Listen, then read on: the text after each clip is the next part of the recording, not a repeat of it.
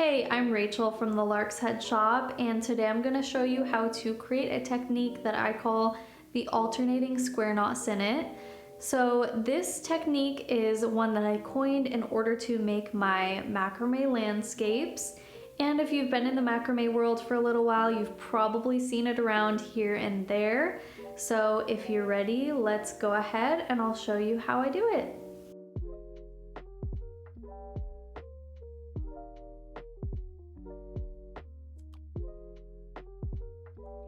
Okay, so in order to create the alternating square knot sinnet, we are going to start first with our cords attached to the dowel using the lark's head knot. I prefer to use the reverse lark's head knot for this technique, but you can use a regular lark's knot as well.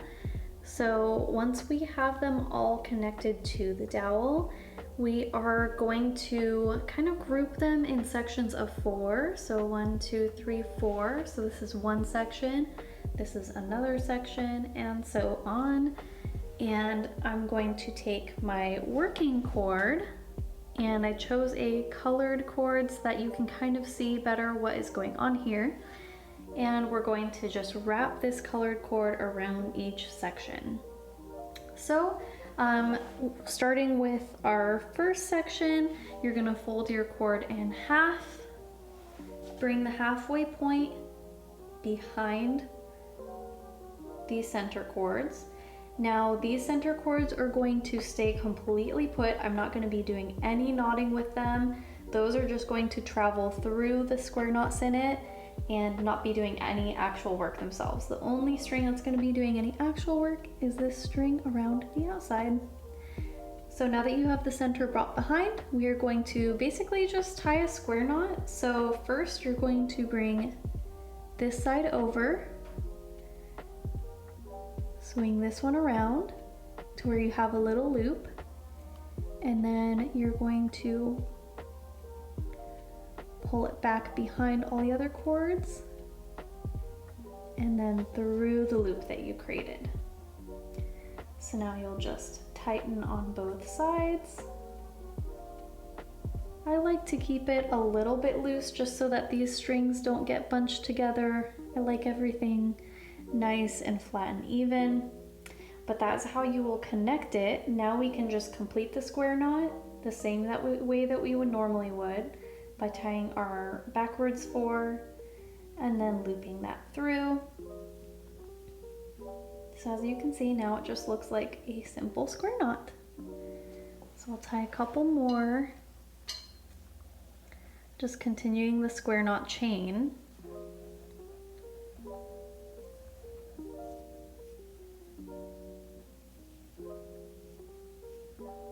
And then I'm going to repeat this technique with every section on this dowel.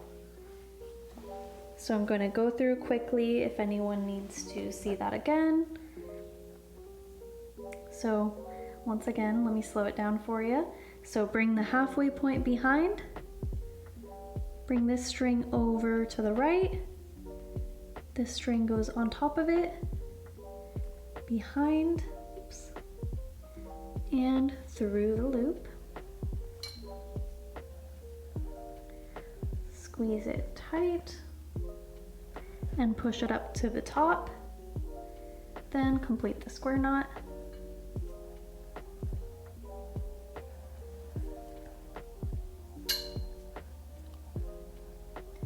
And tie a couple extra square knots, just for good measure.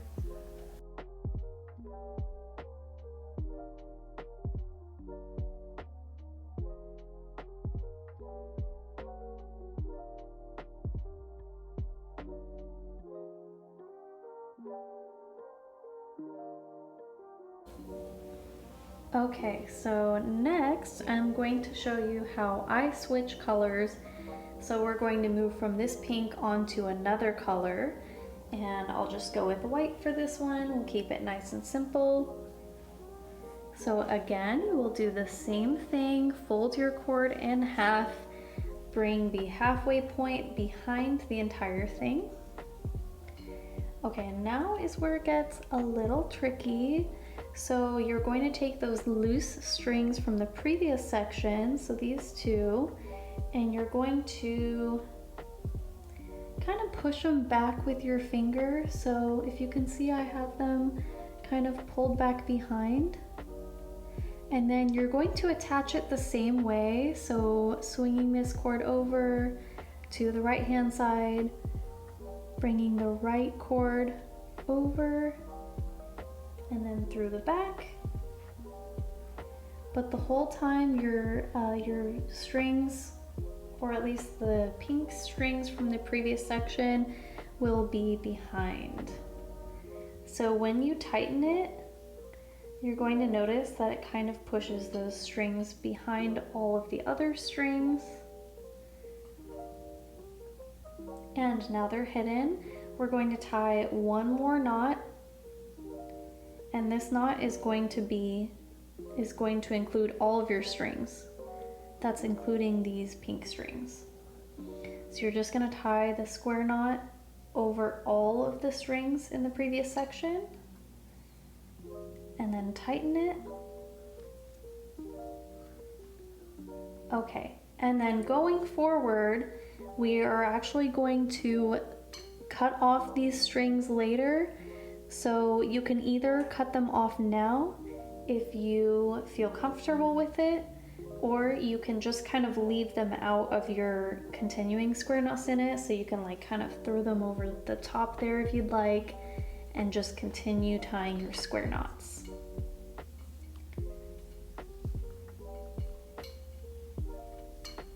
I usually leave everything hanging and untrimmed until the very end, just because sometimes you never know if you're going to want to change the length of any given section. You might need to make adjustments. So I personally like to just kind of leave them and trim them all together at the end. So let me show you that one more time, just at a slower pace. So we're going to bring the center behind, and then kind of pull these forward and push the blush strings back with your fingers, and then tie your normal square knot. And now we can kind of toss these strings to the side, continue tying our square knots without them. So tying your first square knot over the blush strings from the previous section is just a way to secure them and make sure that they don't come undone when you trim the cords. If I just left them hanging, it could easily come undone and just look a little bit messy. So I personally just prefer to kind of tie them in as a way of securing them.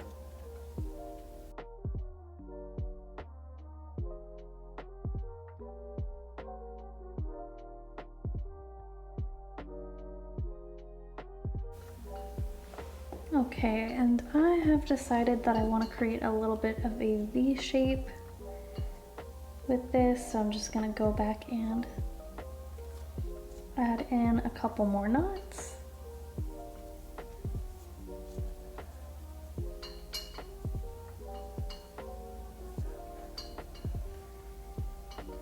Right, there you have it. I'm going to go ahead and show you what the back looks like, and we will clean things up a little bit.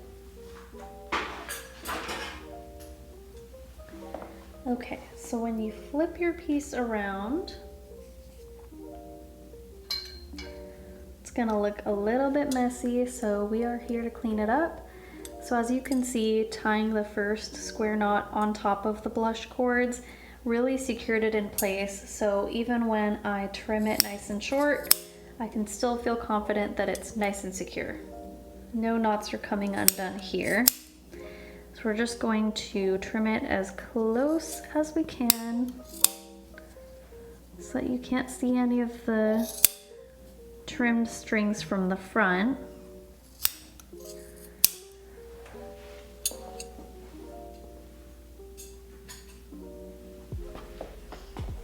And then for these bottom strings, if you would like to hide them, you can just leave them hanging down and it has a nice look.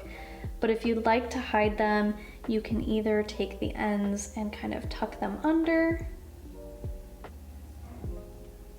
pull them upward. So you can do that if you would like, or it might be a little bit easier to grab a tapestry needle. That is what I typically use, and I will just feed the ends through the tapestry needle and then pull the tapestry needle through the last few rows of square knots. So you could just do this, and then we can trim the ends.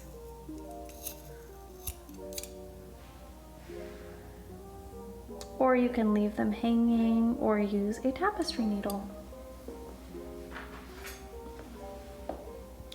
So as you can tell with this technique, the possibilities really are endless. You can create so many different patterns and designs. The limit is really just your own imagination. I love using it to create my classic macrame landscapes, but I've seen people use this in many different ways since I first started using it. So I hope you enjoy using this technique, and comment below if you have any questions or need to see anything more slowly or anything repeated in just a different angle. Your feedback is super important to me, so I hope you like this video and stay tuned for more.